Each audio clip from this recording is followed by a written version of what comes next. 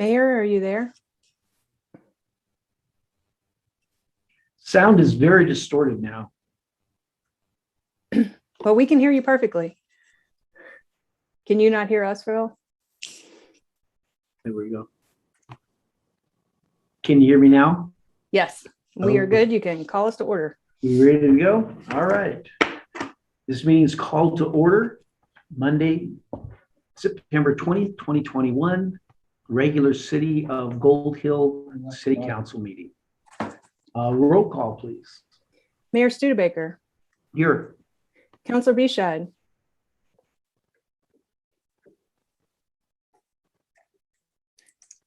Forgot to unmute. Sorry, here. I heard a joke the other day. The only thing worse than being told you're muted is being told you're not muted. Councilor Hinckley. Here. Councilor Rigney. Here. Councilor Palmer. Here. Councilor Wilson. Councilor Gina. Here. All right, we have a quorum. Very good. Pledge of allegiance. I pledge allegiance to the flag Flag of the United States of America and to the republic for which it stands, one nation under God, indivisible, with liberty and justice for all. One nation under God, visible, liberty and justice. Okay. Any adjustments to the agenda? No adjustments, Mayor. Oh, sorry. Any Hey. awards? That's all right. Any awards, announcements, proclamations? There is nothing. And we have no public input, no one in the waiting room? That is correct. Okay, moving right along. Consent agenda. We are going to start having notes, I believe, off of these meetings. Yes. So Now that we have a new city manager in place, I will be taking the minutes of these meetings and I will start catching up our backlog. So look for some minutes to be approved coming up in the next meetings. So I would like to bring up something since we're on the consent agenda portion. Now that we have the recorder and the city manager position staffed, I would like to request that potentially we start looking at financial documents in that consent agenda. I would like to see an income statement and a balance sheet, possibly a budget versus actual. I'm not asking for like a list of receipts because we go over that in the finance committee, but I would like to see snapshots of where we are. Absolutely. And Jessica and I have spoken about that, and we will have that for you by the next council meeting. Thank you. You bet. anything else? Okay, item 7, council consideration, 7.1, David Hammond regarding SDC structure. Thank you, Mayor. And I have Mr. Hammond with me. You should have included in your council packet some correspondence from Mr. Hammond regarding his property on Riverside. And he just wanted to make public comments. So he's here, if that's okay with everybody there.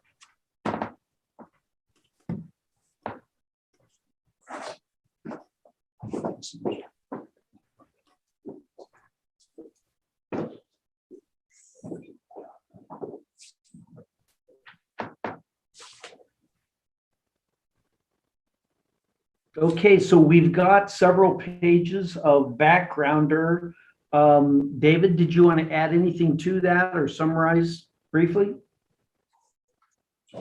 I am very hard of hearing. I'm going to be talking to Jerry a lot, trying to translate what you said. Okay? That's good.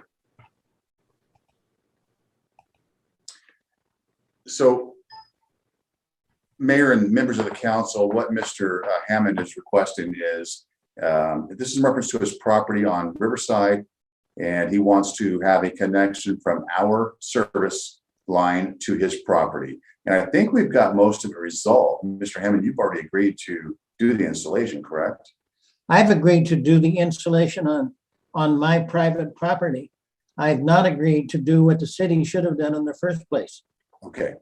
So, Mayor and members of the council, if you don't mind, I will continue this conversation with Mr. Hammond offline so we can get this worked out. So, okay with you, Mr. Hammond?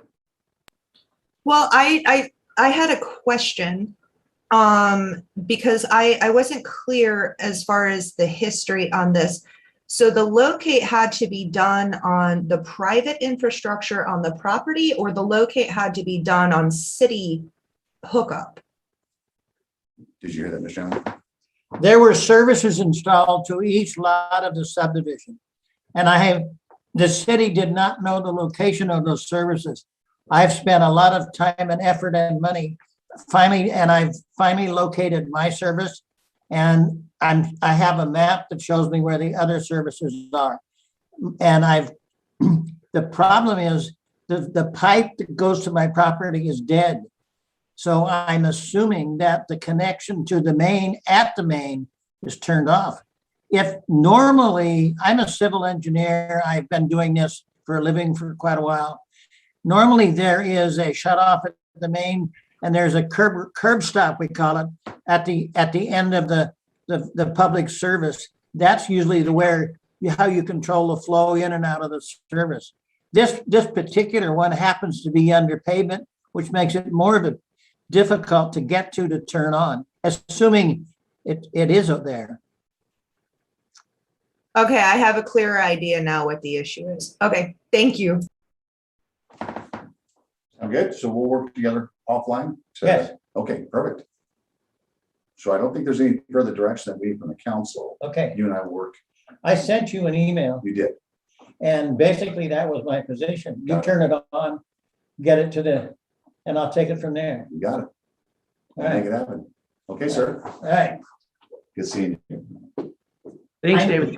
Perhaps email me with the SDCs, the amounts, Okay, please. I'll do that in the All morning. right, thanks, Jerry. Mayor and members of the council, let me walk Mr. Hammond out and I'll be right back. Okay.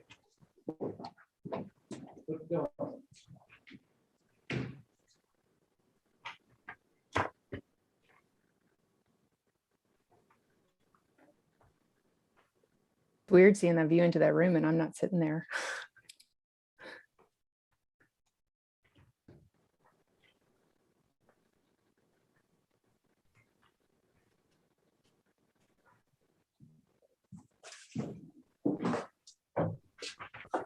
Okay, Great. Okay, anything else on the SDC structure and Mr. Hammond's particular situation? I don't think so. I'll work with him. I will bring to the council the topic of STCs. I do think that we need to update them, which will involve a study, but I'll be more prepared to present that at a later date. Thank you. Okay, 7.2, town hall meetings discussed. And Mayor, that's on the agenda. You and I had a conversation about doing town hall meetings, and I just wanted to make sure it was on the agenda for you to address. Good. Again, we're very fortunate that we have an experienced city manager that's new to our city, but brings a lot of experience from his previous positions. We're excited that he is focusing on the important stuff, which is our wastewater and drinking water issues, right at the top of the list. And it strikes me that both council and the mayor, we need some training, as well as the general public needs some training on these big issues. I think we'd like to partner with whomever is out there who has, PowerPoint presentations, scale models, a dog and pony training film. I would think that the folks in this have some sort of resources available to simplify the training, get us all up to speed so that we're speaking a common language. We know the different parts to the process. We know the component parts in a wastewater treatment plant, et cetera. And at the end of the day, we're going to have to go and get the approval from the city to float a bond for 40 or 50 years. And it's going to gobble up most of our lending. So it's a big deal. We need to get it right. We need to be persuasive. We need the citizenry to understand the process, to feel like they've been part of it, and see the value in it and vote to approve it. Am I alone in thinking that this is pretty important, that we invest some time in town halls or community-wide educational efforts? Mayor, I think eventually that would be a good idea, except that we've just given our engineers the direction that we wanted them to study different parts again, and we don't even Right. have those reports now or a decision as to what we would be trying to promote to the citizenry or educate them on. So I think we need to wait until that engineer report comes Sure. back, and then we could discuss town hall and educational material for citizens. Except that there's a whole lot of background information that we know there's 4 or 5 options. We know what the components are. I mean, I couldn't tell you the difference between the various component parts in a wastewater plant. We should know that. So we've got some background learning to do to get us up to a speed where we understand enough about it to make good choices. I totally agree, and I agree with both of you. But I think that the point Danielle's trying to make is that I think we need more education separately from the public before we go to the public, so that we all are course. on the same Yes. page before we go to the public. Okay. And we'll do it in that order, but we do need to get up to speed. And then we're going Totally. to have to be methodical and lay it out very clearly to the community so that those who want to know can have a reasonable shot at understanding.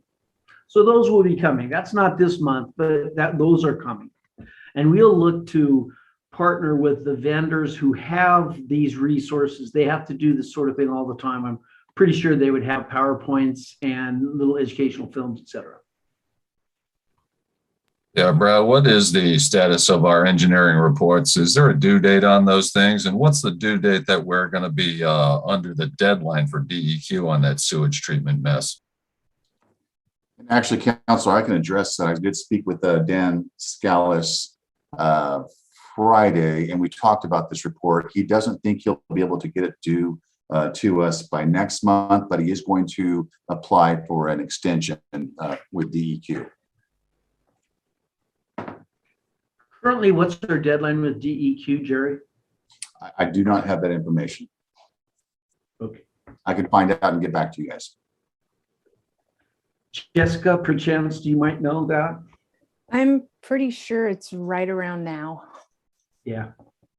It is unfortunate that we need to request an extension, but we do need to do this right, and it's inevitable. And they won't be surprised. We've been requesting extensions on this thing for about 7 years now. So Yeah.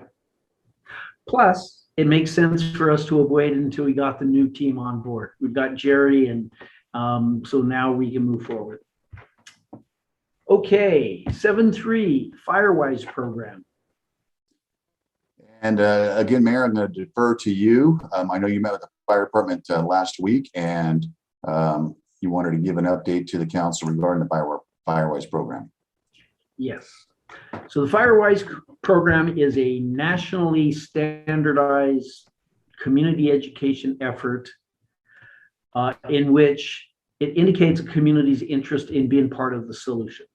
So we only need 9 houses, and I believe we already have 12 or 15 signed up, that will be involved in this and contribute $100 a year. And that doesn't have to be out of pocket. That can be in kind. You pay yourself for cleaning your weeds and doing your spring cleaning to make your property fire safe. That can be your $100. So it's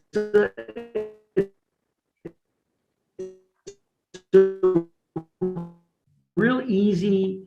Is we're willing to get Mayor, off the you're house and cutting do out. something. Okay. You know what, I'll turn off my video. It seems to have a better signal then. Is that better? Yeah. Okay. So Firewise, we're going to have a couple of meetings this year, and then we'll put action. And, you know, if we have 10 houses, we may just want to do work crews and get our 10 people, and we just rotate between each other's house, and we can probably bust out a house in an hour. And so that way we get our hours in, we get our spring Firewise spring cleaning done. And then, of course, the real benefit to the community is once we have an active Firewise community, then we are eligible for various funds. And fire department, fire district 3 out of Central Point is a keeper of some funds, but the big one is ODF guy. And we have a good relation with him. But they want to see the community involved. So this is a great first step, which will open the door for later grants and other sources of support for us to attack. Our two primary areas are along the beach and the river. That's actually the biggest item of concern. And then secondary is along the mountain interface along 6th and 7th Avenue. So no new news there. Anyone on the council who would like to be part of this, you're very welcome. I think it'd be great to show a lot of support from our council members. But basically, this is very much in our own interests. As we participate in this, we reduce the risk of a fire at our own places. Win-win. So Mayor, I have a question because I haven't heard about a program to sign up for before, and I haven't seen a link on the website. Okay. Where would citizens go to get more information about what they're signing up for? And if they would like to sign up, where would they go to do that? We'll probably put a link on our city website, huh, Jerry? Yeah, I'm writing that down as we speak. Yes, sir. Okay. And it's super easy, very straightforward. We just had the conversation last week, and he sort of laid out the steps in the process. So here in October, well, we're the 20th. So yeah, we have 10 days left in this month. So beginning of October, we will make sure we've got information up on the website. And anyone who wants to be part of that, I think Bill Rigney is part of it. I think Malia, were you going to be part of that? I think we lost Malia. Yeah, it looks like we lost Malia. I had to turn off my video to get a better signal, so maybe more of us need to do that. But so more information on that is coming. Any other questions about the program? I don't have any questions about the program, but I would like to let you know, Mayor, I'm going to be giving the goat information to Jerry so that that information is up there at City Hall. So you guys don't have to keep calling me about the goats, and you guys can just call City Hall and he'll have all of the contact information. But you're the goat lady. I know, and I love goats. I would like to not receive calls from strangers about goats anymore, though. Okay, great. So in a bigger sense on our fire risk mitigation efforts, recall, and we had reinforced just last week from the new, I don't know what they call him. He's basically the community liaison between Fire District 3 and our community. Ian basically articulated that what makes him the most nervous is Beach Park and downstream along the river. Actually,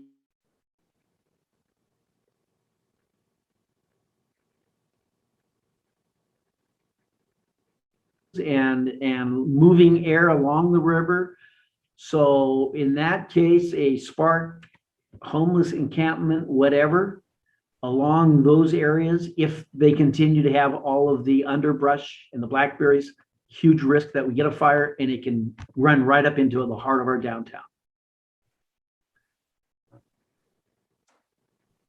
Okay, 7.4, park host job description. Thank you, Mayor. I know this has been a topic that's been discussed extensively. I just need some final direction as far as the council's desire as it pertains to our park host. As you know, we currently have someone out there, but if there are additional things that council requests of that person or of a new person, I'd like that direction now so we can move forward with it. I would still like clarification on what specific law this person falls under. Is this a rental law, employment law, volunteer law? Where does our obligation to them and their obligation to us fall under? Because that's a huge amount of statutes that I'm concerned about. If they hurt themselves, if time for them to leave comes up and it turns out that they fall under renter and we can't get them out.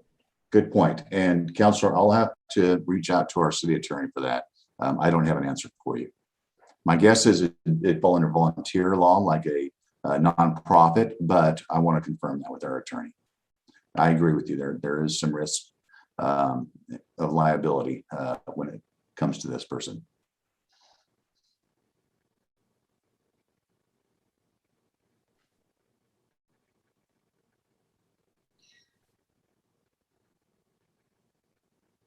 You know, I would simply add to that, Jerry, if we can talk to other entities that have these park hosts, I know we borrowed a lot of this text from Valley of the Road. If we can reach out to them before our city attorney does charge just $2.50 an hour. Not cheap. If we can get a routine question answered when we're not on the clock, it's better. Understood. The other thing that I would like to clarify more in the job description and contact is the use of alcohol and potentially marijuana and smoking. I know I addressed this at the last meeting because the previous one just said blanket and you're not allowed to drink. I personally believe that's somebody's home. And I think that that's something that we need to discuss. Yes, I agree. They shouldn't be sitting in the middle of the park drinking a beer, but if they're inside of their RV, I don't personally have an issue with that, but I think that that's something that council needs to have consensus on. Okay.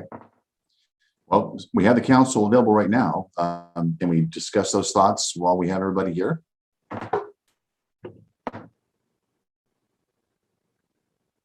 That actually makes a lot of sense. Is there anyone opposed to Danielle's position that on page 2, general work expectations, the second to the last bullet point, not appropriate to consume alcohol, let's add the words in public view, what they do inside their trailer, as long as it's not illegal, immoral, or unethical, is their business. I They need think to be maybe off duty.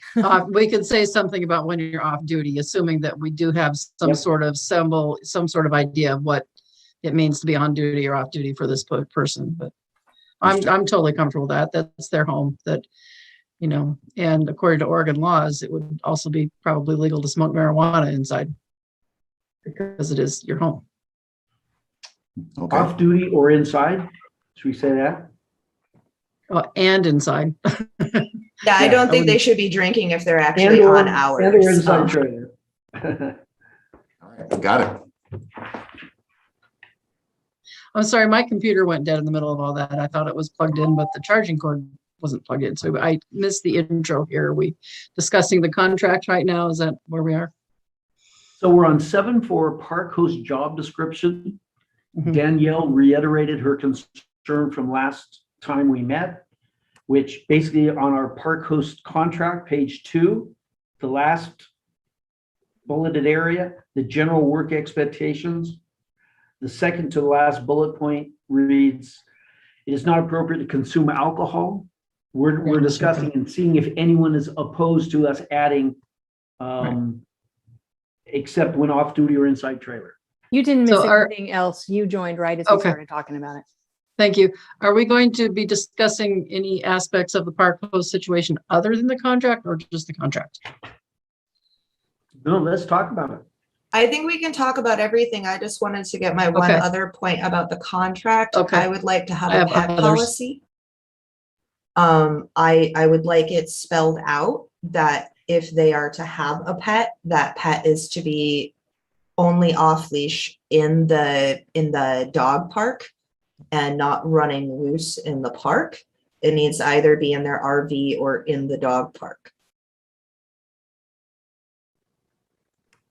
Is there an That's area to reasonable. talk Yeah, about that, absolutely. Danielle? What was that, Mayor? Is there an area that pets are addressed? No, I don't believe there is. I didn't see one, and that was why I wanted to bring it up, because a lot of people have their dogs off leash when they really shouldn't. I don't think it's spelled out in the contract, but I think it does ask in the application if they will be bringing a pet. So it should be spelled out in the contract too then, since it's in. So are all kinds of pets allowed? I mean, can they bring their boa constrictor or, you know? I'm fine with that. I'm Okay, for well, yeah, I don't want to be alternative. prejudiced about different pets or anything. Yeah, good luck getting a cat on a leash, right? Hey, my cat goes on a leash. So anyway, That's a whatever, I good guess. one. I Can we don't know just how you- pets to be considered on a pet by pet basis? Yeah. I would just so. I like think it you- spelled out. So let's say dogs.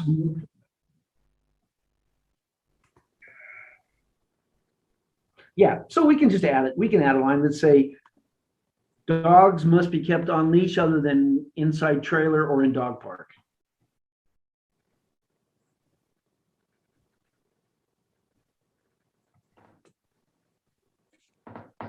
So they can't be tied up outside the trailer. They can be tied up outside. They can't be running free outside. Well, that's different from what we just said, though. We Must said be kept either, on leash. we said in the trailer or in the dog park. But tied up outside the trailer is not in the trailer or in the dog park. If they're on a leash, they can be outside. If Okay, so they can be on a Anytime leash they're not or on a in the leash. dog park. it's in the dog park or inside.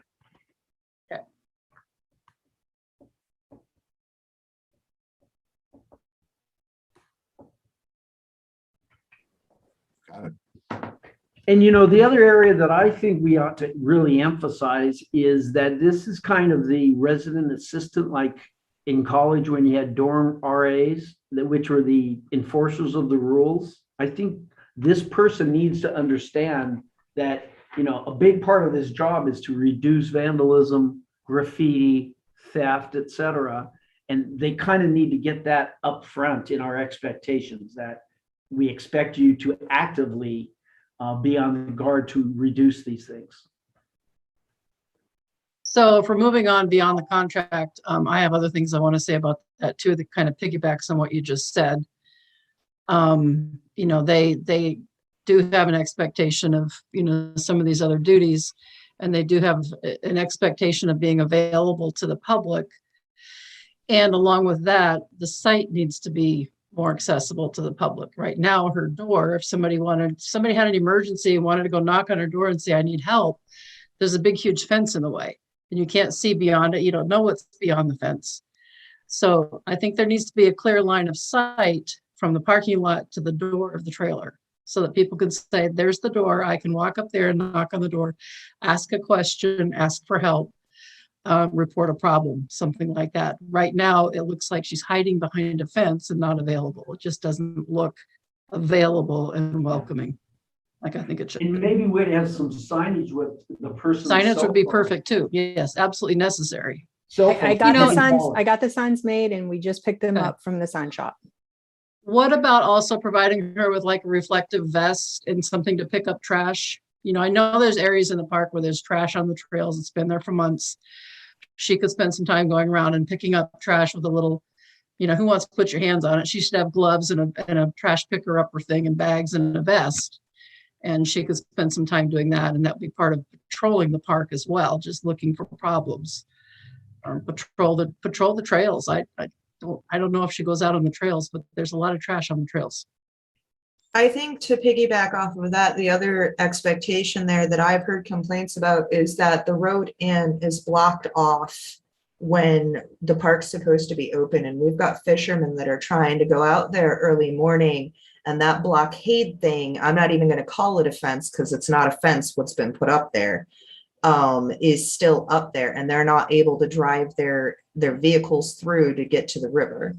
We need to have very clear, this is opening time and you need to open that barricade so that people can get through.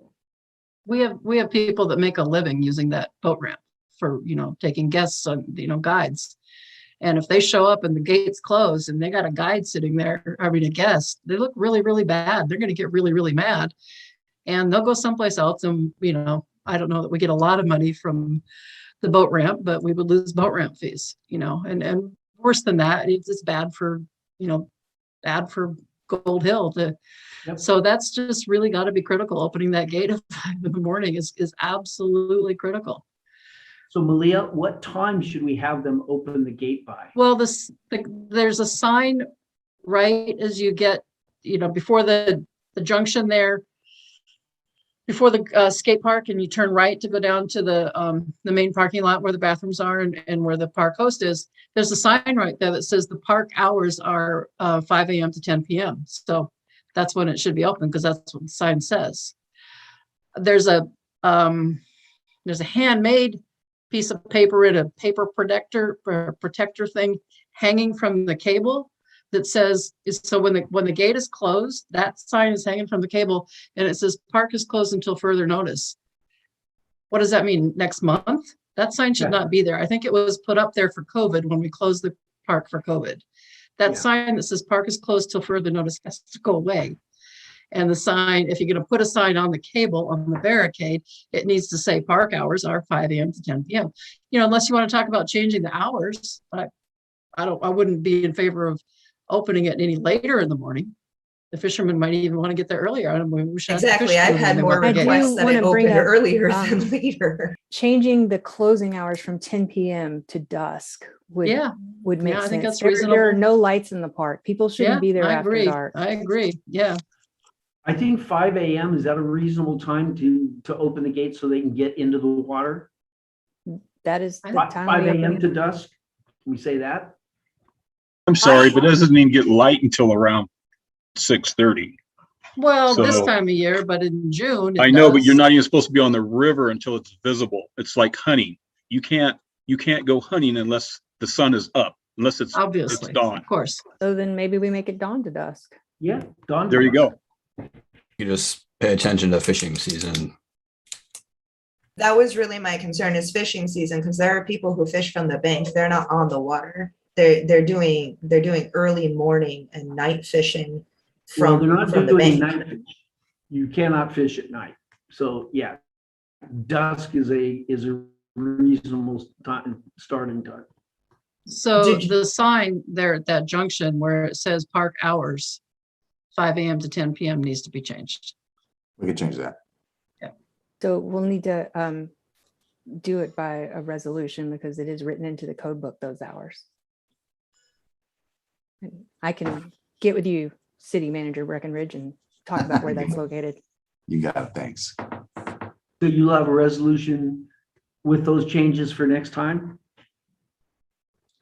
Yeah, I Yes, think sir. we can have that ready by next meeting. Great, thank you.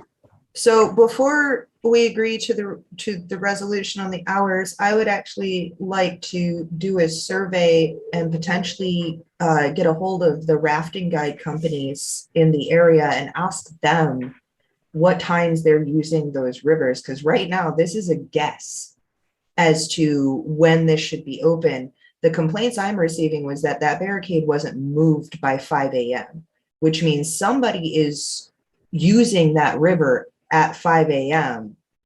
for business or personal or whatever. And I think we need to figure out what that is before we just come up with a resolution to change the hours from dawn to dusk.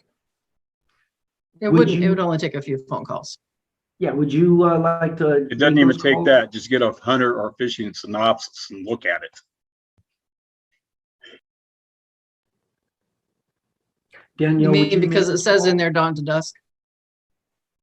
I'm not sure what you're saying, Ron. Hello?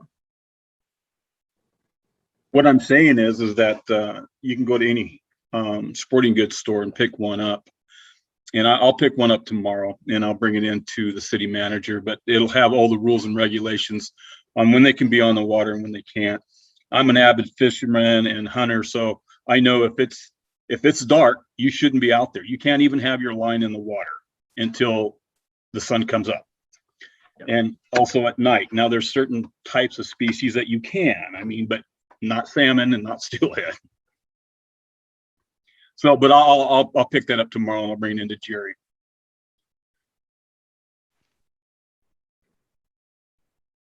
good. And then maybe Danielle and Malia, can you make those calls? And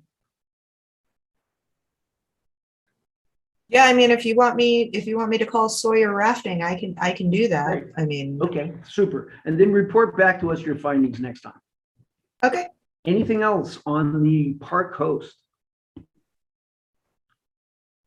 You know, I think it's important for us to remember how this evolved was every time our outdoor folks would improve something, some ding dong would go in there and tear it off the wall and throw it in the toilet, or tag the skate park, or, you know, break into and steal the money from the money box. So having a person on site make it much more challenging for the ne'er-do-wells to be up to their stuff. So this is very exciting that we've gotten this going, and we should now be in a position where we can feel free to make improvements and not think that they're going to be undone the next month. Anyone else anything to add about Park Host? Okay, 8, counselor reports. Anybody up to stuff that they want to bring us all up to speed on? Absolutely. Unless Jerry wanted to share that news, Jerry, No, go ahead, Counselor. from the MRMPO. Yep, Okay. go ahead.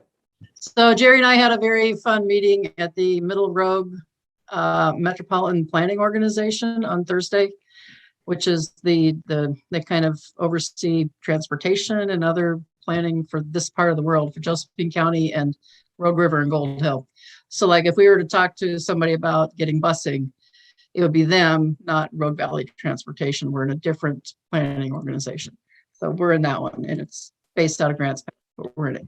So anyway, they were given $800 and some odd thousand of COVID money.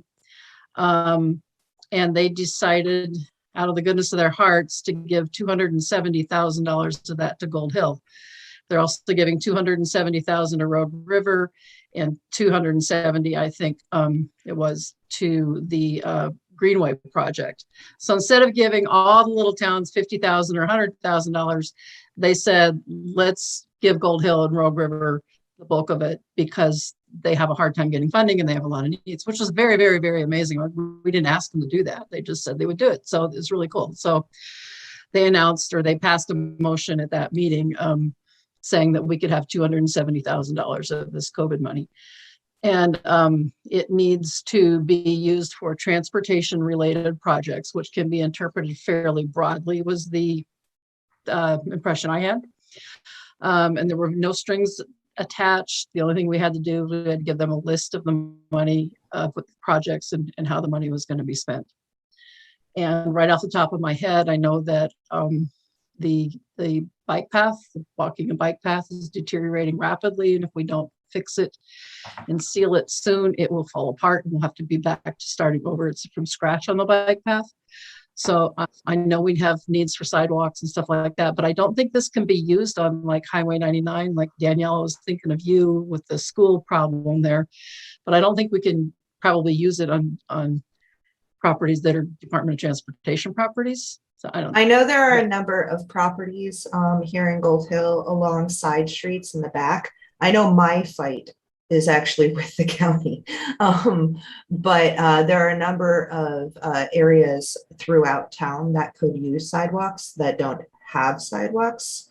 And that actually, what you're saying with that launches into my report or request, which is that, so this last budget, there were a number of restricted funds that were transferred out of to fund the sheriff's department and other things. I would like to request another budget committee meeting along with that budget document. And with this new money that's being funded in, I think that we're going to need another budget committee meeting to allocate those funds and look at where they could go and rearranging the funds into their correct fund categories.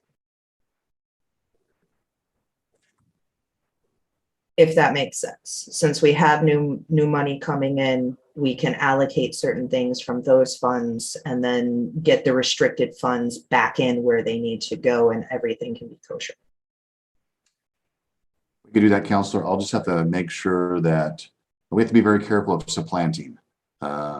So if we have items budgeted, we don't want to supplant these grant funds. So I'll have to double check on that, but absolutely. Right, that's just what I wanted to make sure of, because we had restricted funds that were transferred out of into the general fund. Right. And those need to go back into their restricted funds. And I want to make sure that everything is still funded that we approved with the rearrangements. I just want to clarify here, I've never transferred those funds.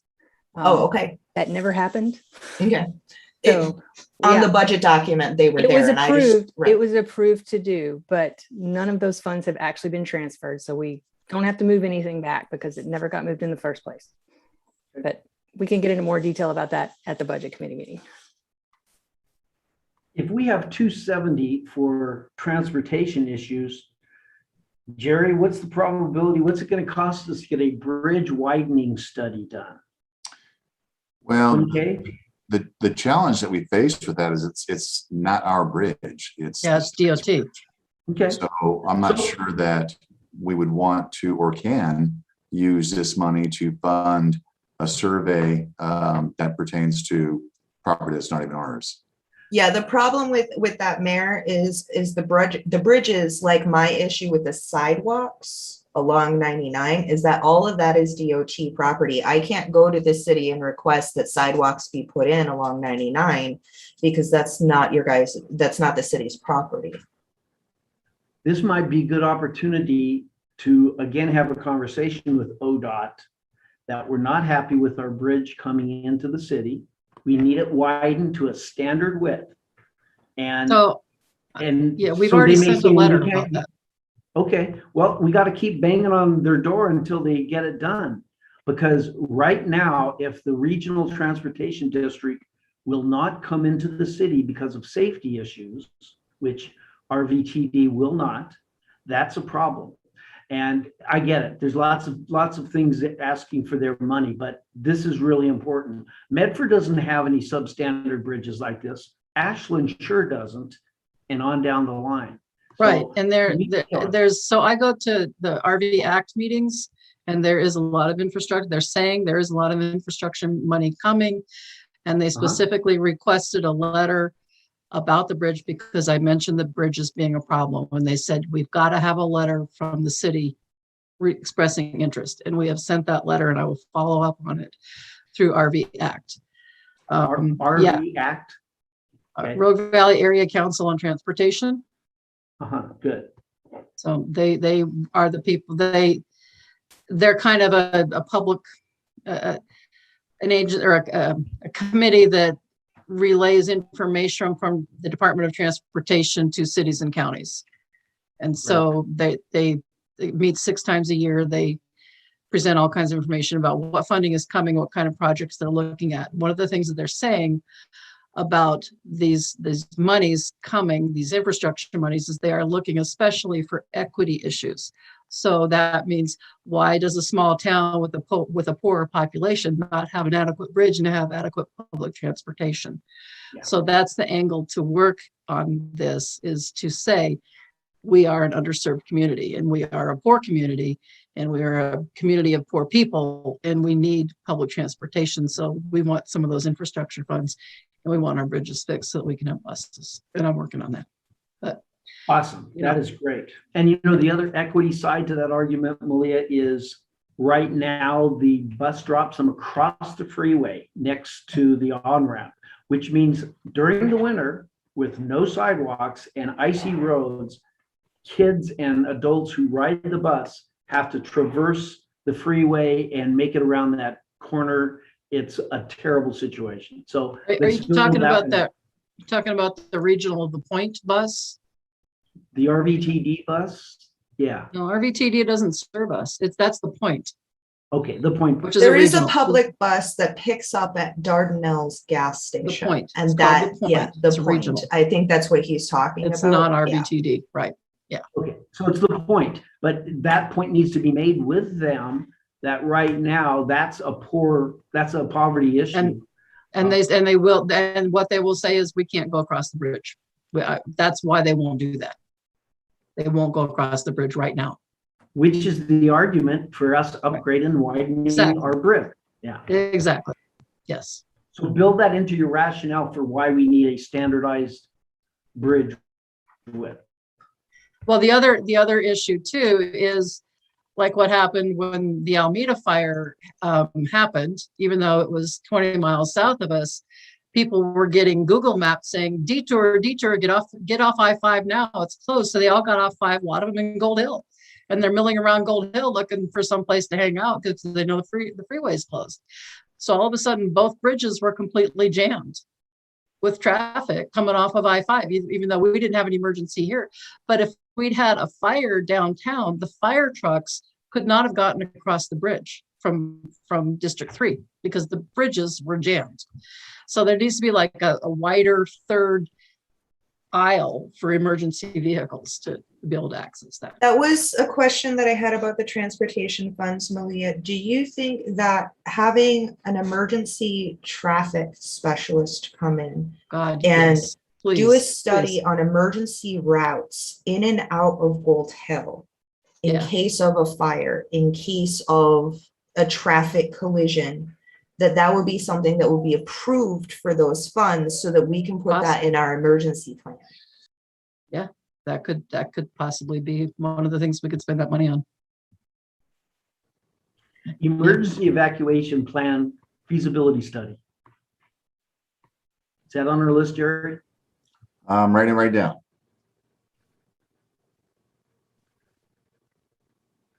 Got it. But I also And want to go back to, I don't think it would take much money to fix the bike path so that we don't have to replace it in 5 years. I think we should get an estimate on doing what we have to do to make it so that the bike path isn't just going to fall to pieces and have to start over again. And we do have an estimate for that. And that repair is budgeted for with the ARP grant money already. Oh, okay.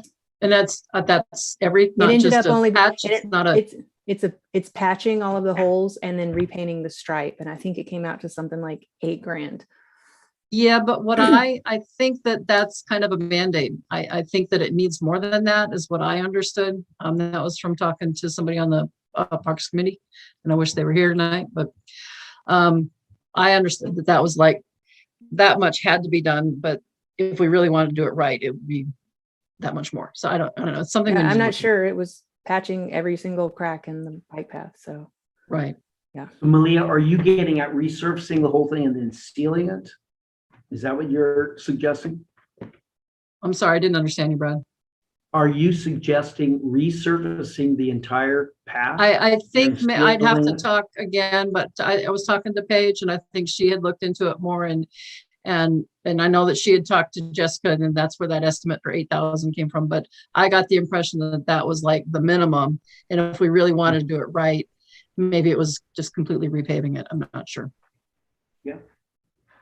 Sounds like there's more monies available than ever. So that's a good thing. We just need to And- make sure we get it. Yes. And routine maintenance is usually cheaper in the long run than fixing stuff that you neglected downstream. Entirely replacing it. Yeah, good. So you got some things to work on there, Mr. City Manager. I do. I've got like a whole page of notes. Thank you. All right. Thank you for your work with that, Malia. Those are really important organizations. It's a great help if you can be our liaison and communicate what we need from them. Anyone else? B City would just like to reiterate that just because it's fall doesn't mean that we shouldn't be preparing our gardens for next spring. We are in the valley. Growing continues throughout the winter. You should be getting prepared for the next growing season and bedding down your gardens and planting your bulbs that will come up in spring to feed the bees. We need those early growers to keep our bumbles happy come about February and March.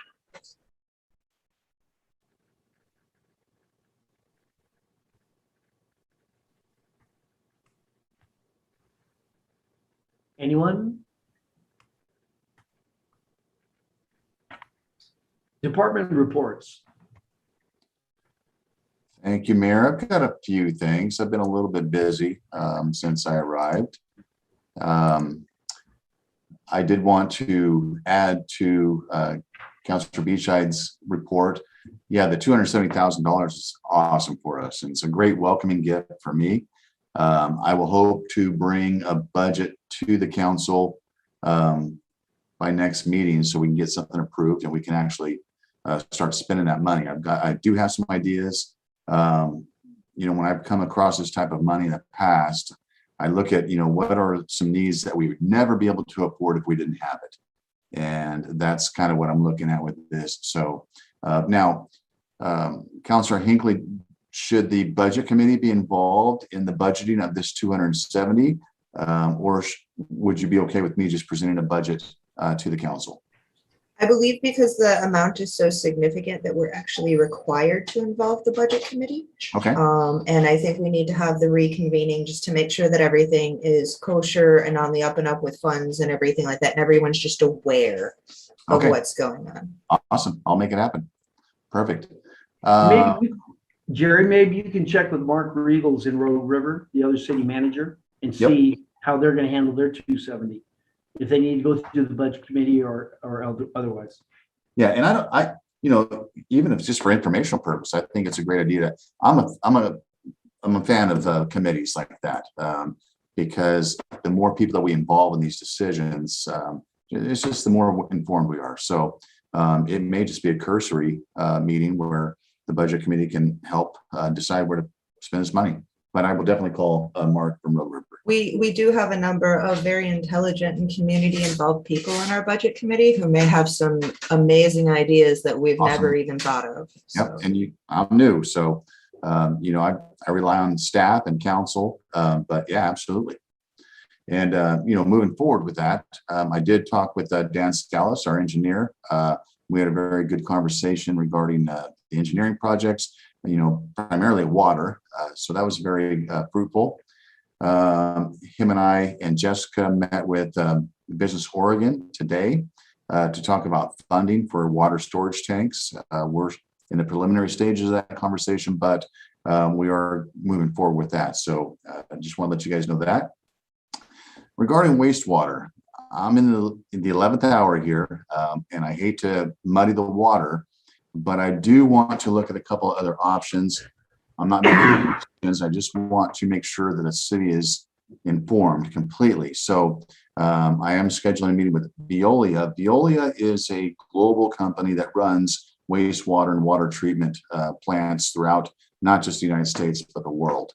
I worked with Veolia in Arvin, wonderful partners. They have a huge amount of resources. So I just want to kind of touch bases with them. I know that the council has their direction that they may or may not want to go in, but I just feel we would be remiss if we didn't explore all of our options. So I will be meeting with Veolia, and then I will be meeting with Dr. Trent Jones. I'm sure I mentioned to a few of you, he's the hemp researcher. We talked about dispersing effluent on ag land.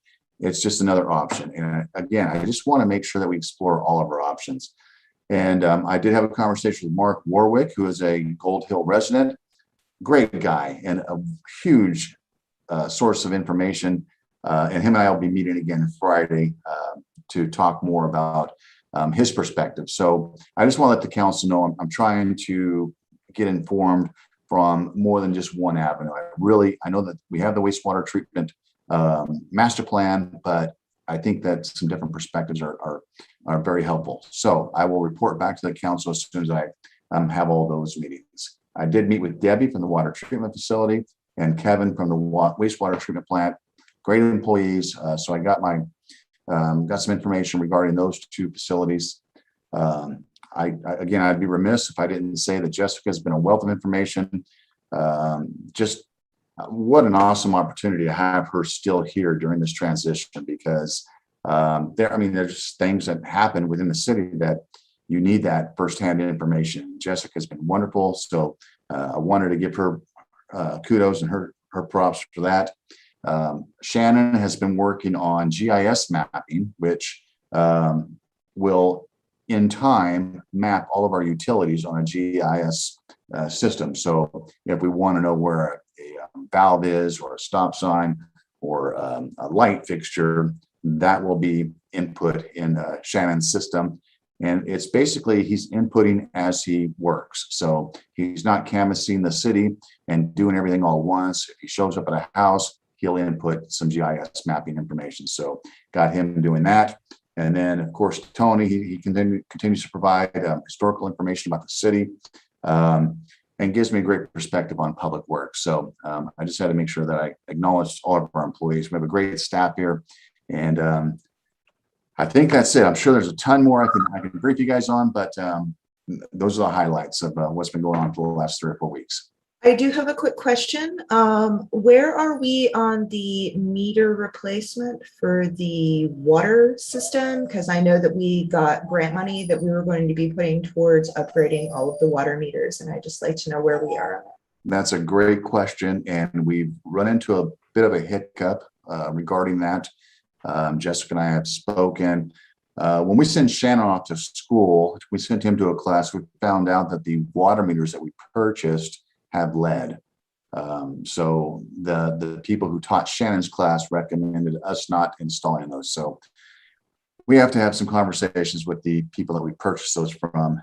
So quite honestly, Counselor, the program's on hold until we can get that worked out. That was like day number 1 here when I found that out. So So we need remotely read water meters. If these are old so that they shouldn't be put in the dirt with lead, we get it. So we would need also then to be looking around maybe for another good value on replacing those. absolutely. Thank you. Yes.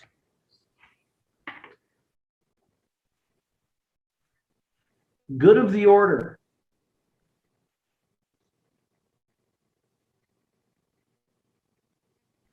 Well, I think we got a lot of work done today. Thank you. Welcome aboard, Jerry. Thanks for Thank you. your assistance, Jessica. And let's be thinking about these items we've brought up and ways to spend that $270,000. It's awesome. Meeting is adjourned. Hi, guys.